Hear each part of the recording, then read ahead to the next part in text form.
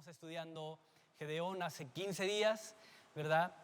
Y vamos a ver lo relacionado con Gedeón. Y a través de los siguientes versículos quiero que exploremos algunas características de un corazón que ha dejado de confiar en Dios, de un corazón que ha dejado de confiar en el consejo de Dios, en su palabra, para empezar a apoyarse únicamente en sus propias fuerzas.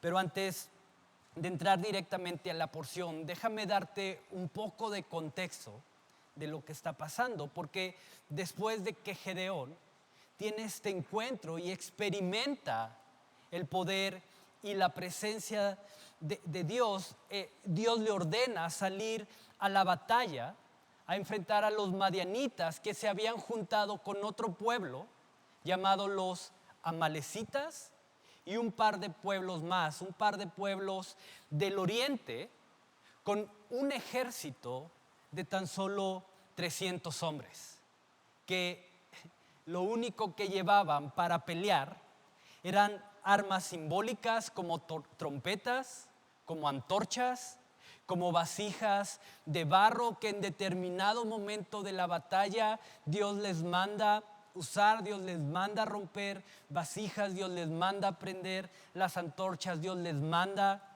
sonar las trompetas, y eso era su única arma de guerra, lo que representaba, de acuerdo a los datos que nos da el texto, no solamente enfrentar a un ejército 400 veces más grande, es decir, por cada soldado israelita había 400 soldados enemigos, sino que además era hacerlo sin ningún tipo de arma de guerra, solamente confiando en que Dios sería quien pelearía esa batalla y que por consecuencia Él iba a tener cuidado de la vida de cada uno de ellos, por lo que no era necesario llevar ningún tipo de arma.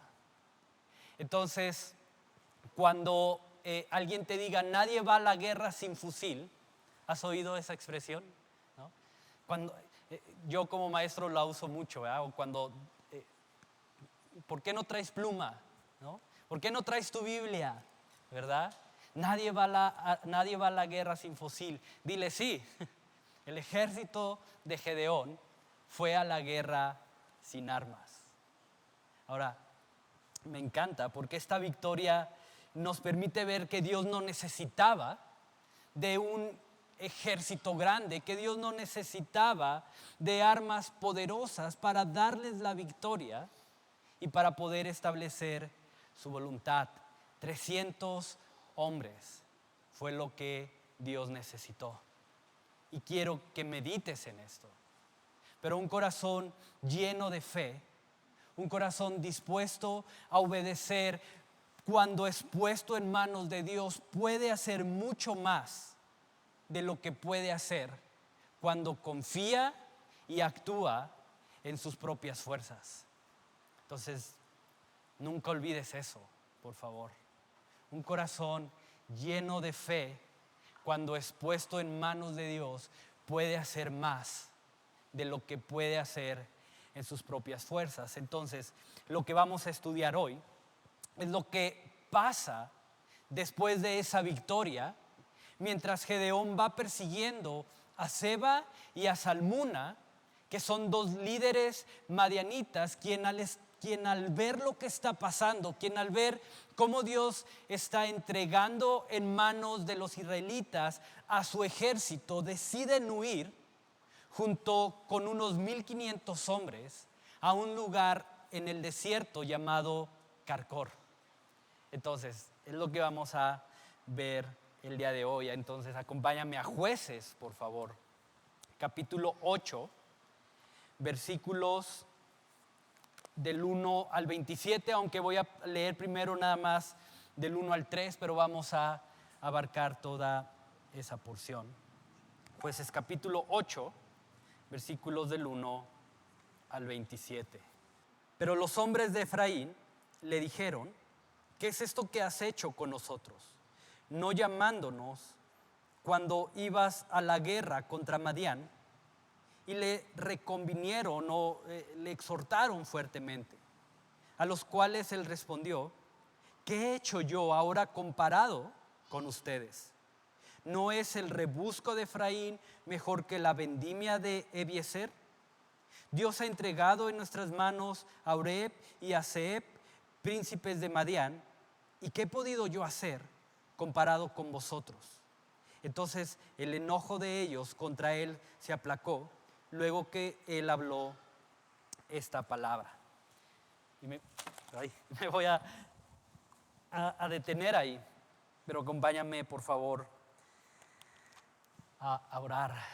Mi Dios, gracias Señor, simplemente no hay mucho que decir, no hay mucho que agregar. Simplemente darte gracias Señor, porque en ti hemos podido hecho esta realidad de lo que cantábamos, Señor, de poder cambiar nuestra tristeza en danza, Señor, nuestra amargura en gozo, nuestras heridas, Señor, han sido sanadas. Nuestra vida ha sido transformada, Señor, por el poder de tu evangelio. Y por eso estamos aquí. Y por eso queremos adorarte. Y por eso buscamos, Señor, con todo nuestro corazón hacer tu voluntad, Padre. Entonces, mi Dios, te ruego que estés abriendo nuestros oídos, nuestro entendimiento, para que podamos entender y más que entender, aplicar a nuestra vida, Señor, lo que tú quieres hablar a nuestro corazón esta mañana. Ayúdanos, Señor. Te lo pido en el nombre de Jesús. Amén. ¿Cuántos de nosotros, porque debo incluirme en este grupo, pero cuántos de nosotros hemos hecho algo que tú sabes que es lo correcto, pero por alguna razón, para algunas personas, eso que hiciste terminó estando mal? ¿Sí? ¿Te ha pasado? Que tú dices, voy a hacer esto y de repente hay personas que no lo ven con buenos ojos y es, ¿por qué hiciste eso? Es que yo quería ayudar, yo quería servir, yo quería que se viera mejor, no lo sé, ¿no? Pues justo esto es lo que está enfrentando Gedeón en esta primer parte del relato. Si te fijas, dice el versículo 1 que los líderes de la tribu de Efraín, ofendidos, porque esa es la palabra, ofendidos, vienen a reclamarle el hecho de que no los incluyó en la batalla en contra de los madianitas. Dice, hey, ¿por qué no nos incluiste? ¿Por qué no nos llamaste a pelear? Y es interesante, porque al final, aunque Efraín era una de las tribus más grandes y más poderosas del pueblo de Israel, la decisión de no incluirlos tenía que ver más con una cuestión de obediencia. Es decir, si Gedeón no los incluye es porque estaba obedeciendo a la instrucción que Dios le había dado de ir únicamente con 300 hombres que cumplieran con determinadas características. Ahora, si tú no conoces las características que tenían que cumplir estos hombres, te animo, te exhorto a que leas Jueces capítulo 6 y 7 y ahí te vas a dar cuenta qué características tenían estos 300 hombres o de dónde salen estos 300 hombres. Entonces, otra vez, el hecho de que Gedeón no los incluya no es porque quiera hacer favoritismo, no es porque quiera excluirlos, simplemente es porque está obedeciendo la ordenanza de Dios de ir con 300 hombres. Por lo tanto, no era una cuestión personal. Ahora, quiero que veas este detalle, porque la respuesta que Gedeón le da a los líderes de Efraín es una respuesta combinada con humildad y con sabiduría, al reconocer y honrar que todo lo que ellos habían hecho por el pueblo en el pasado era mucho más valioso y mucho más importante que lo que él había podido hacer con los madianitas, que aunque lo vamos a ver ahorita, aún quedaba a un par de líderes de capturar junto con un importante número de soldados. Es decir, todavía ni siquiera Gedeón terminaba de capturar y de derrotar al ejército por completo. Por eso dice en el versículo 2, ¿qué he hecho yo comparado con ustedes? ¿Qué he hecho? Y quiero que medites en esto, porque la respuesta de Gedeón es tan sabia, es tan, te repito, tan llena de sabiduría y de humildad que termina evitando un conflicto mayor entre ellos. Mira lo que dice el versículo 3 de Jueces capítulo 8. Dios ha entregado en vuestras manos a Oreb y a Zeb, príncipes de Madián. ¿Y qué he podido yo hacer comparado con ustedes? Nuevamente vuelve a reafirmar esta idea Gedeón. Entonces el enojo de ellos contra él se aplacó luego que él habló estas palabras. ¿Te das cuenta? Ellos vienen a reclamarle, ellos vienen a, ¿qué te pasa? ¿Por qué no nos incluyes? Y él dice, mira, lo que yo he hecho es insignificante comparado contra lo que ustedes han hecho. Y eso trajo paz. Y sin duda es el tipo de respuesta de la cual Salomón nos habla en Proverbios capítulo 15. Vamos para allá, no pierdas Jueces, por favor, porque ahorita vamos a regresar ahí. Pero ve a Proverbios capítulo 15, versículo 1. La blanda respuesta quita la ira. ¿Te das cuenta? Es justamente lo que ocurre en el caso de Gedeón. La blanda respuesta quita la ira, mas la palabra áspera ¿hace qué? Subir el furor, subir el enojo. ¿Te das cuenta? Mira, todos, de una o de otra forma, nos vamos a enfrentar a reclamos, nos vamos a enfrentar a crítica, nos vamos a enfrentar a desprecio, nos vamos a enfrentar a desacuerdo, pero quiero que medites en esto. Porque es solamente a través de una actitud sabia y humilde que vamos a poder encontrar la gracia que necesitamos para mantener la unidad y la paz entre nosotros cuando se presentan conflictos. Solamente así. No hay otra forma. Y pregunta, pero ¿cuántas peleas? ¿Cuántos conflictos? ¿Cuántos malos entendidos se hubieran podido evitar si nuestras respuestas hubieran estado envueltas en sabiduría y en humildad? ¿Cuántas? Pero creo que muchas veces nos caracteriza más las palabras ásperas que las palabras blandas, que las palabras suaves. Entonces, medita en eso.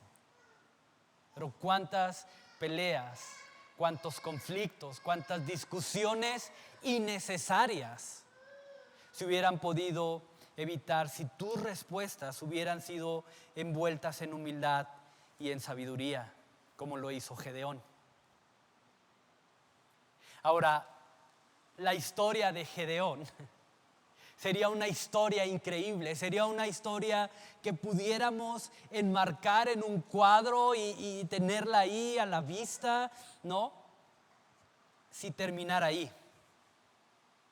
Sería una historia increíble. Mira, regresa a Jueces capítulo 8. Si dijera, entonces el enojo de ellos contra él se aplacó luego que él habló estas palabras. Y brincáramos hasta el versículo 32 donde dice, y murió Gedeón, hijo de Joás, en buena vejez, y fue sepultado en el sepulcro de su padre Joás, en Ofra de los Abiezeritas. Sería increíble que la historia terminara ahí, pero no. Mira lo que pasa después de esto. Jueces capítulo 8, versículos 4. Y vino Gedeón al Jordán Y pasó él y los 300 hombres que traían consigo, cansados, mas todavía persiguiendo.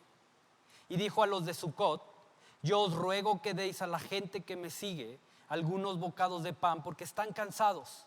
Y yo persigo a Seba y a Salmuna, reyes de Madián. Y los principales de Sucot respondieron: ¿están ya Seba y Salmuna en tu mano para que demos pan a tu ejército? Y Gedeón dijo: cuando Jehová haya entregado en mi mano a Seba y a Salmuna, yo trillaré vuestra carne con espinos y abrojos del desierto. Y de allí subió a Peniel y les dijo las mismas palabras. Y los de Peniel le respondieron como habían respondido los de Sucot. Y él habló también a los de Peniel diciendo: cuando yo vuelva en paz, derribaré esta torre. Y Seba y Salmuna estaban en Carcor, y con ellos su ejército como de 15,000 hombres. Todos los que habían quedado de todo el ejército de los hijos del oriente, pues habían caído 120,000 hombres que sacaban espada. Subiendo pues Gedeón por el camino de los que habitaban en tiendas del oriente de Nova y de Jogbehá, atacó el campamento porque el ejército no estaba en guardia.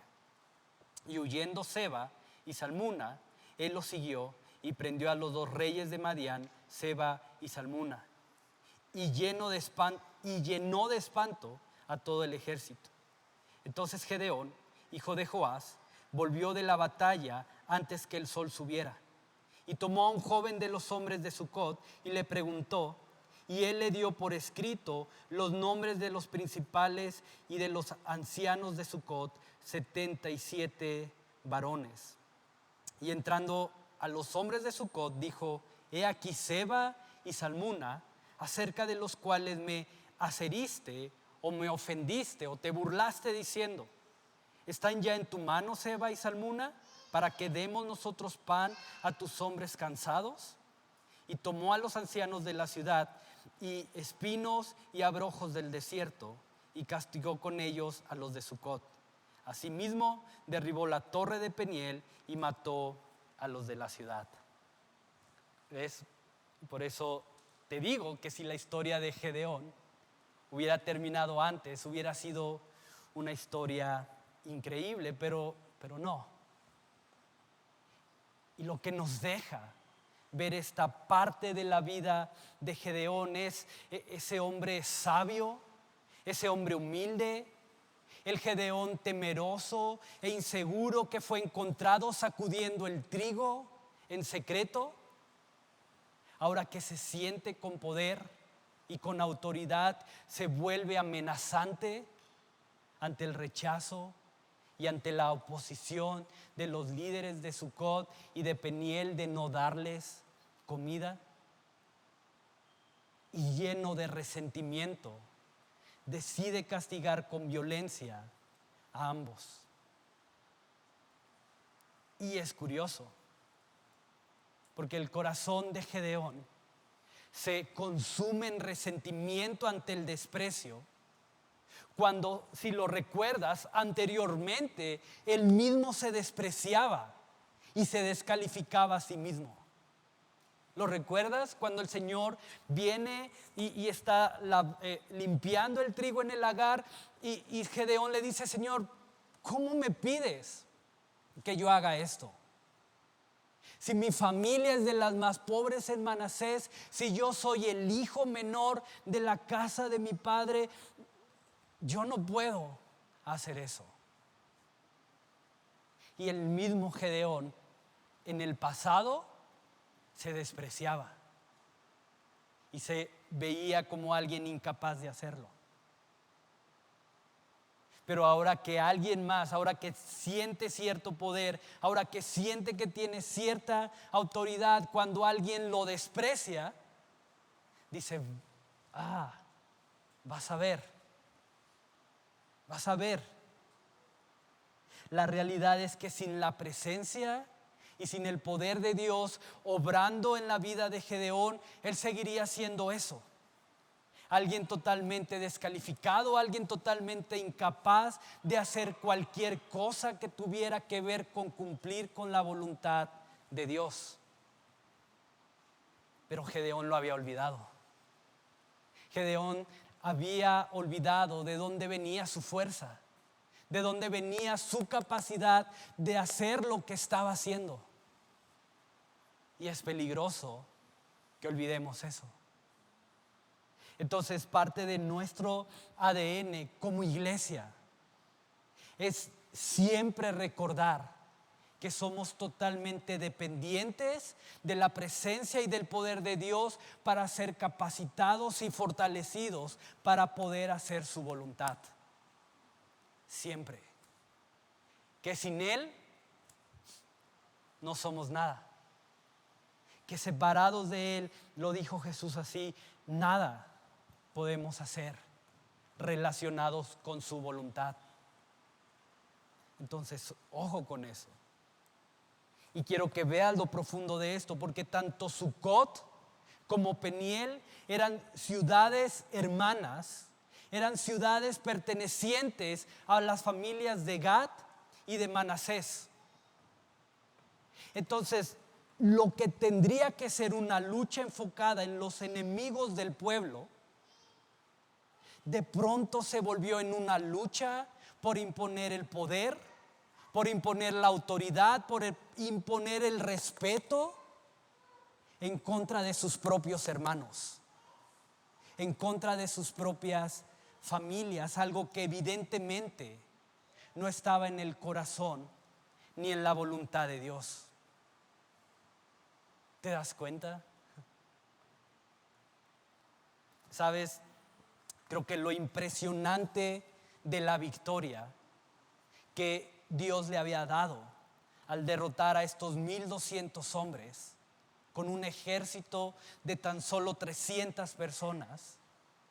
Creo que la fama, creo que la gratitud del pueblo hacia Gedeón, junto con esta capacidad de haber salido bien librado de este conflicto que se dio en contra de los madianitas, provocaron que el corazón de Gedeón se inclinara a la soberbia y al orgullo, olvidando quién era y olvidando a quién servía. Una victoria.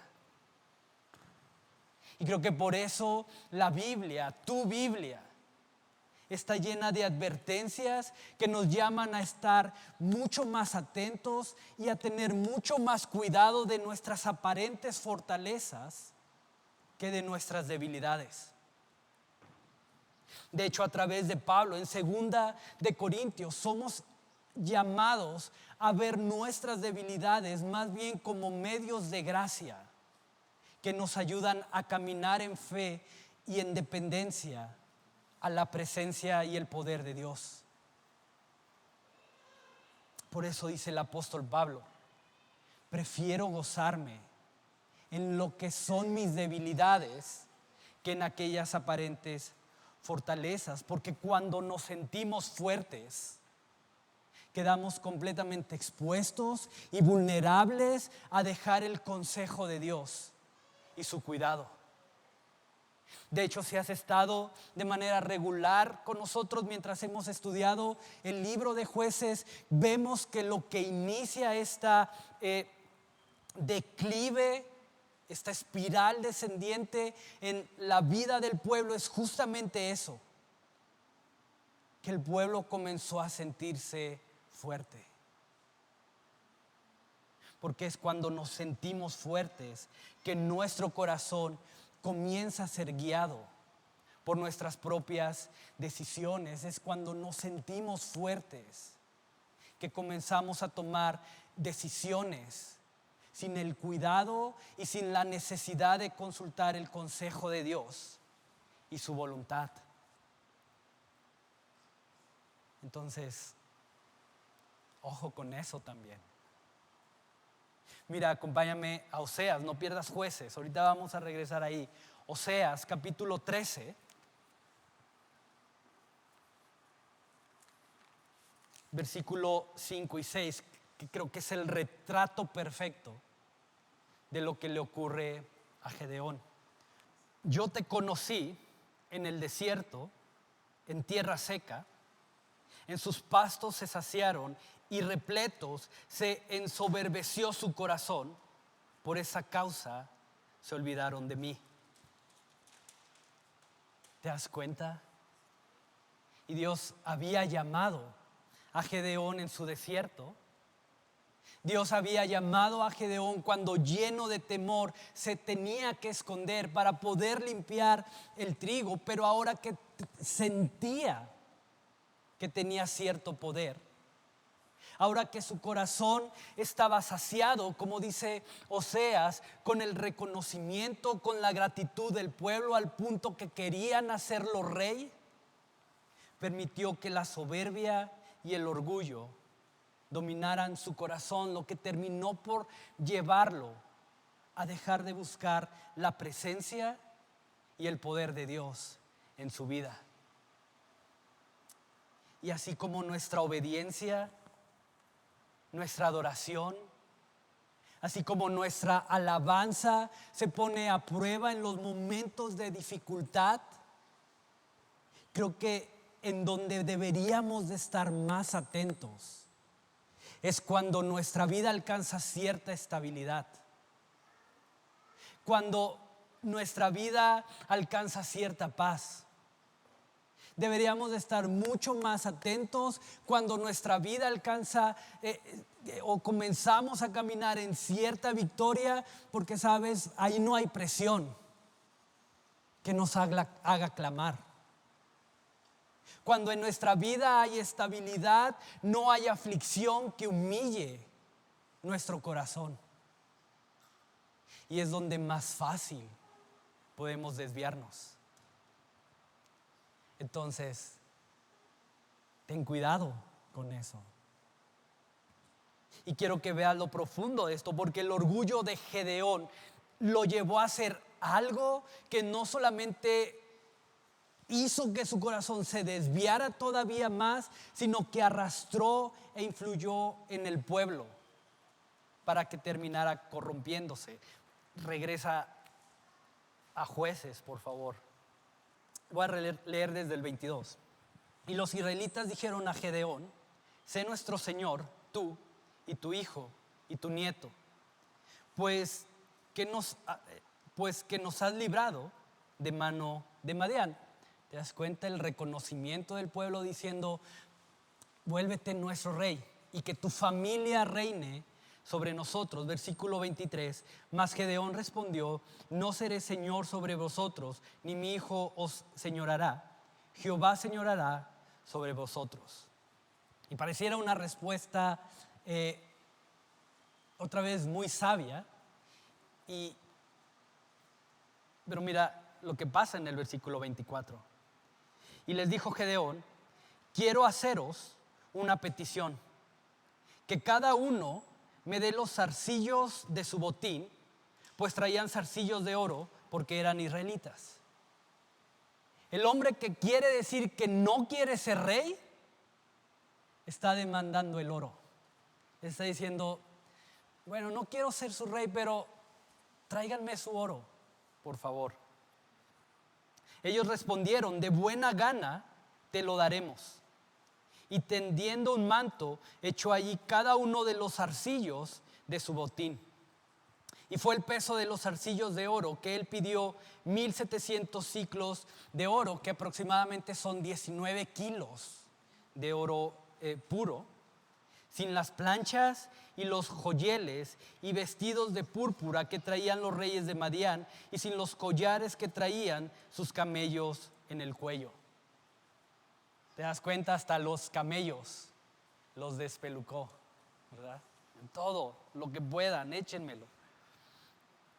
Y Gedeón hizo de ellos un efod, el cual hizo guardar en su ciudad Ofra, y todo Israel se prostituyó tras ese efod en aquel lugar, y fue tropezadero a Gedeón y a su casa. ¿Te das cuenta? Ahora, seguramente lo sabes, y si no, creo que hay una foto, eso era un efod. Era un tipo de túnica, de vestimenta, la cual era hecha de lino con adornos de oro y otros materiales valiosos, como lo vemos ahí. El problema es que esa vestimenta era una prenda diseñada y utilizada según la ley de Moisés únicamente por los sacerdotes de la tribu de Leví que servían en el tabernáculo. Y donde estaba Gedeón no había ni sacerdotes de Leví, no había ni tabernáculo, por lo tanto ni Gedeón ni ninguno de los hombres que estaban con él tenían la autoridad de usarlo. Era innecesario que Gedeón hiciera eso. Pero otra vez, el orgullo, la arrogancia, el no consultar a Dios terminaron por convertir algo aparentemente espiritual en algo que llevó a Gedeón a caer. Y lo más triste, influyendo en el pueblo para que nuevamente pudieran caer en idolatría. Dice Samuel, que es quien escribe el libro de los jueces, prostituyéndose por ese efod. Y si continuamos leyendo, fue tan profunda la caída de Gedeón que terminó teniendo 70 hijos, dice el texto, con muchas mujeres. Y un hijo llamado Abimelec con una sirvienta que al final, por resentimiento, la misma raíz que traía Gedeón, resentimiento, termina rebelándose y matando a 69 de esos 70 medios hermanos. Y el hombre que no quiso ser rey, el hombre que dijo yo no voy a ser rey, terminó viviendo como uno de ellos, terminó viviendo con las demandas, terminó viviendo con los privilegios de uno, alejándose de su identidad y de su propósito por el que Dios lo había levantado como juez. De hecho, el nombre de Abimelec, este hijo que tuvo con la sirvienta, su significado es mi padre es rey o mi padre reina. Y cuando habla de padre, no habla de Dios, sino de su padre, de Gedeón. Y Gedeón le pone así. Así que lo que empezó como una raíz de orgullo, lo que empezó como una raíz de resentimiento que no fue cortada a tiempo, influyó para que Gedeón comenzara a dejar de lado el consejo de Dios y comenzara a apoyarse únicamente en sus propias fuerzas. Y todo el daño que eso generó. Y hoy quiero recordarte que el pecado, cuando no es traído a los pies de Jesús en verdadero arrepentimiento, que eso incluye un cambio de mente y un cambio de dirección, eso es lo que es arrepentirse. Arrepentirme no es, mira Dios, perdóname, pero ya no lo vuelvo a hacer, ¿no? Y seguir en el mismo camino. Eso no es arrepentimiento, es remordimiento, es, no sé, cualquier otra cosa, pero no es arrepentimiento. Arrepentimiento es ver las cosas diferente y cambiar de dirección. Entonces, cuando el pecado no es traído a los pies de Jesús en verdadero arrepentimiento, puede terminar generando un daño mucho mayor del que quizá podemos llegar a imaginar o a calcular. Y esa raíz de resentimiento que no fue cortada en Gedeón terminó influyendo aún en la siguiente generación. Pregunta, ¿pero puedes discernir cuando tus acciones Puedes discernir cuando tus pensamientos, tus deseos están alineados o no lo están conforme a la voluntad de Dios. Puedes discernir cuando tu enojo, tus temores, tus afanes, tu ambición te está llevando a ignorar el consejo de Dios. Porque es más fuerte eso. Y es interesante que aunque la Escritura honra la fe de Gedeón en Hebreos capítulo 11, mencionándolo en esta lista de hombres y mujeres que caminaron por fe, creo que al final la vida de Gedeón termina siendo un medio de gracia que nos permite identificar cómo luce una vida desordenada, cómo luce una vida que no toma en cuenta el consejo de Dios. Pero también nos ayuda a recordar que todos los días, todos, entramos en una batalla por conservar nuestra identidad y por mantenernos firmes en dependencia a Dios y su voluntad. No lo olvides. Hoy estás en una batalla por mantenerte firme en obediencia, por mantenerte firme en la identidad que Dios te ha dado. Y quiero terminar leyendo Filipenses porque creo que Pablo nos muestra el camino que tú y yo necesitamos transitar para poder mantenernos firmes en esta carrera que tenemos por delante y no terminar como terminó Gedeón. Mira, acompáñame a Filipenses capítulo 3, versículos del 7 al 14, por favor. Dice Pablo: pero cuantas cosas eran para mi ganancia, las he estimado como pérdida por amor de Cristo.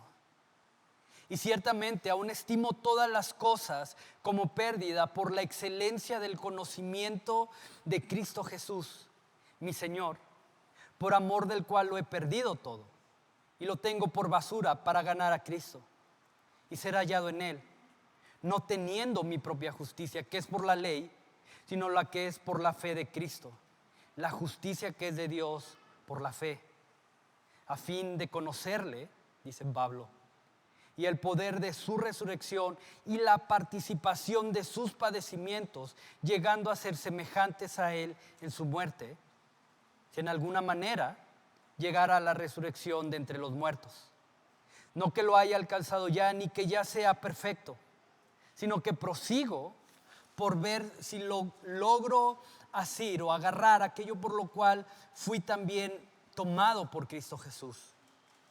Hermanos, yo mismo no pretendo haberlo alcanzado, pero una cosa hago, olvidando ciertamente lo que está atrás y extendiéndome a lo que está delante, prosigo a la meta, al premio del supremo llamamiento de Dios en Cristo Jesús. ¿Te das cuenta?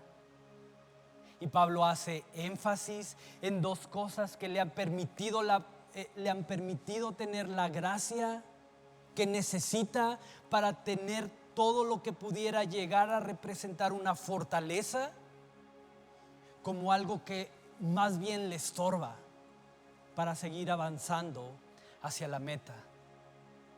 Dice Pablo, son dos cosas: conocer a Jesús y ser hallado en Él, que es otra forma de indicar una posición permanente de comunión íntima y profunda con Jesús.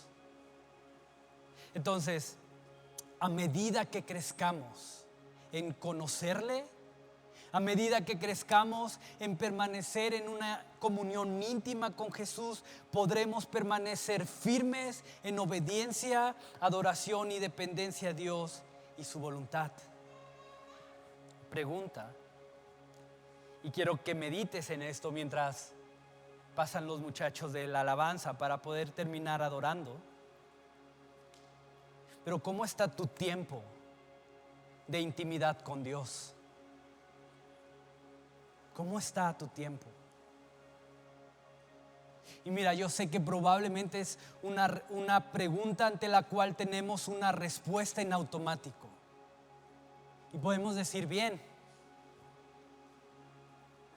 Pero si te pones a analizarlo, ¿realmente es lo que debería de ser? ¿Cuánto tiempo le dedicas a escudriñar, a ser hallado en Cristo Jesús? Como dice Pablo. Si no estamos haciendo eso, lo más probable es que cuando venga la presión, cuando venga la amenaza, cuando vengan este tipo de situaciones, vamos a caer y no vamos a poder permanecer firme. Entonces, medita en eso. ¿Cómo está tu relación con Dios? Porque la única forma en la cual tú y yo vamos a poder caminar en victoria, es la única forma en la cual tú y yo vamos a poder conservar nuestra identidad, es la única forma en la cual vamos a dejar de apoyarnos en nuestras propias fuerzas para comenzar a caminar en Él.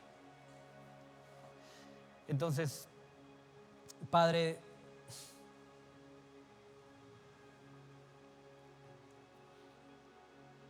creo que la historia de Gedeón nos muestra que cada uno de nosotros, sin importar quién o qué o en qué posición estemos, pero cada uno de nosotros estamos a una decisión de terminar en donde probablemente nunca pensamos que podíamos terminar, cuando no tomamos en cuenta tu consejo y seguimos tu dirección. Somos tan frágiles, somos tan vulnerables, nuestra vista es tan limitada que no nos damos cuenta, Señor, a dónde ese resentimiento, ese orgullo, ese temor, esa soberbia puede llevarnos. Y el daño que puede llegar a generar no solamente en nuestras propias vidas, sino aún en la vida de la siguiente generación, como lo vemos con Gedeón y su hijo Abimelech. Padre, que seamos hallados en ti, como dice Pablo.